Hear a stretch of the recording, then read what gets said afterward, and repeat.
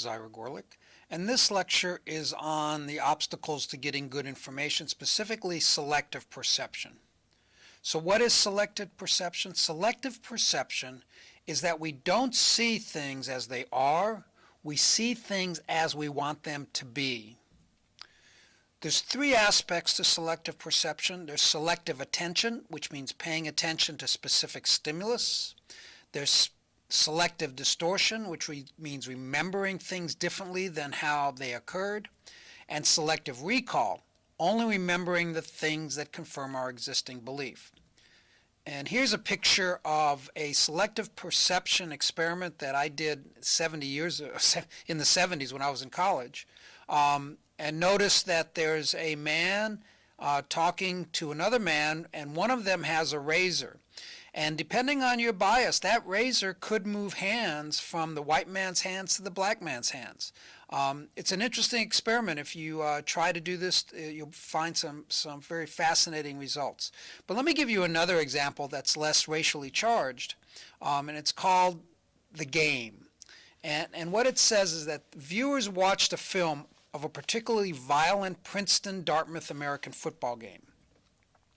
Princeton viewers reported seeing nearly twice as many rules infractions committed as the Dartmouth team did. One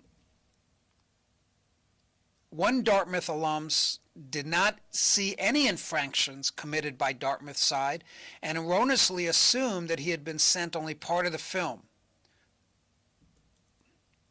Key is the results indicate that the game was actually many different games and that each version of the events that transpired was just as real to a particular person as another version was to the other people. And for those that are technically interested, that's the results of that questionnaire. So you can Google The Game or Selective Perception and the Plymouth or Dartmouth Princeton game. The number here that I find most interesting, and I'd love to have further discussion, is this 9.8 here by Princeton students about the Dartmouth team. So Dartmouth students saw half as many infractions on their team as the Princeton students did. So I would suggest, based on this results, if I was trying to get to the facts, I'd say that chances are Dartmouth had more infractions than Princeton. So in the next section, I'll talk about confirmation bias and motivated reasoning.